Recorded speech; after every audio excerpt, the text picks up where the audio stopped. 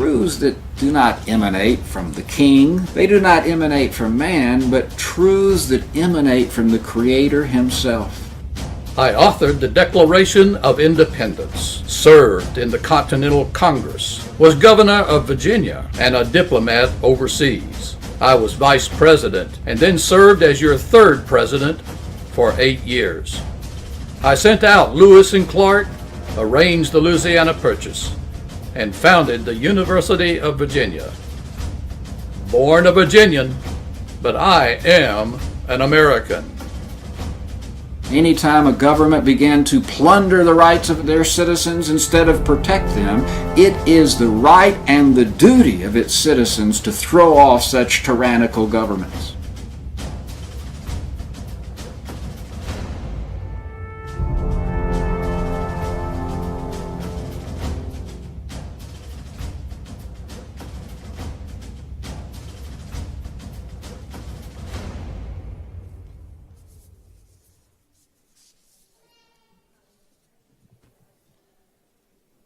Good evening. Some years ago, I wrote in my notes on the state of Virginia, God who gave us life gave us liberty. The liberties in our nation cannot remain secure if we remove their only firm conviction in the minds of the people that these liberties are the gift of God. We must understand the source of our liberty as a gift of God. We must understand the price that was paid in order to purchase our liberty, especially on this day as we celebrate that day of independence. I remember well that summer in 1776 when we, the delegates from the 13 states, affixed our signatures to the Declaration of Independence, which I had been on the committee to author. We did so not with the thought of being remembered by posterity or with hope of fame or financial rewards, but with the belief that we were signing our own death warrants. We knew we would be identified by the British above all others as the source of what the king thought was a rebellion, and consequently those most likely to suffer retribution. We knew that history was strewn with the bones and blood of freedom fighters. And remember, we were up against the greatest military power on earth, and so faced a very real chance of losing everything. So knowing the potential price that we could pay for our actions brought a great solemnity to the room in the State House in Philadelphia when we went up one by one to affix our signatures on this document. That pensive and awful silence was interrupted for a moment when Colonel Harrison of Virginia remarked to Elbridge Gerry of Massachusetts, "I shall have a great advantage over you, Mr. Gerry, when we are all hung for what we are now doing. From the size and weight of my body," he was a very portly man, "I shall die in a few minutes. But from the likeness of your body," he was very small, "you'll dance in the air an hour or two before you are dead." This comment procured a transient smile, but it was soon succeeded by the solemnity with which the whole business was conducted.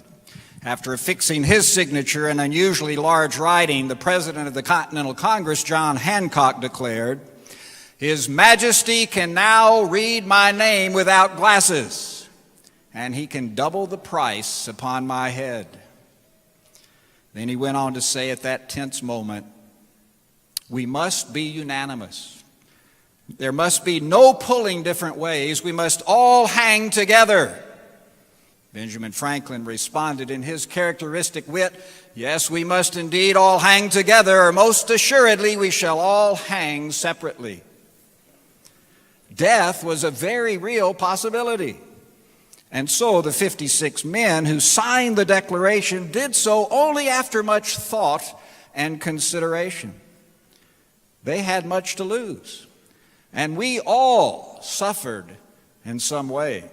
Virtually all of the men had greater wealth before taking up the cause of liberty than afterwards.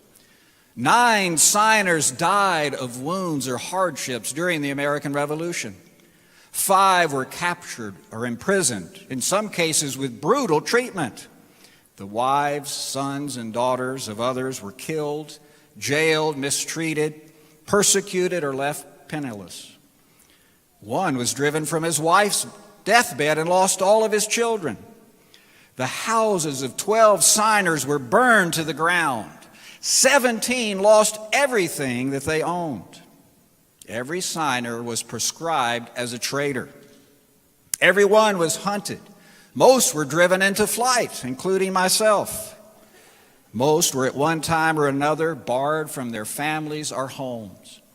All the while, most were offered immunity, freedom, rewards, their property, or the lives and release of loved ones if they would break their pledged word or take the king's protection. Our fortunes were forfeit, but our honor was not. No signer defected or changed his stand throughout those darkest hours. Our honor, like our nation, remained intact. Well, we won that war. We gained our independence. But the preservation of our liberty is a continual battle, for eternal vigilance is the price of liberty. No doubt we will face other external enemies. But the most dangerous is the enemy that comes from within, from those internal invaders, those who put aside the principles presented in the Declaration and lead the nation down a different path with different principles. It is necessary for men to know and live the truth that underlies the Declaration, and to place men in positions of civil office who will do the same. As I wrote, we must hold these truths to be self-evident, that all men are created equal. We must adhere to truth that emanates from the Creator and recognize that we have God-given, unalienable rights, among which are life, liberty, and the pursuit of happiness. As a guide, we have available for you a statesman's handbook that contains ideas to restore America.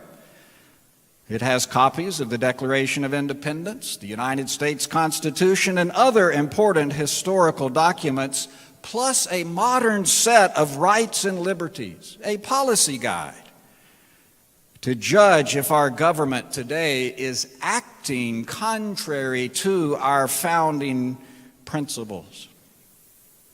You'll have an opportunity to obtain a copy of this and learn how you can join with a network of others who are seeking to restore America. As you celebrate this 4th of July, I wish for you to remember the words of John Adams, who wrote his wife after independence was voted on there in Philadelphia, when he said that that day of independence will be the most memorable epoch in the history of America. I am apt to believe that it will be celebrated by succeeding generations as the great anniversary festival. It ought to be commemorated as the day of deliverance by solemn acts of devotion to God Almighty, from one end of this continent to the other, from this time forward, forevermore. Thank you.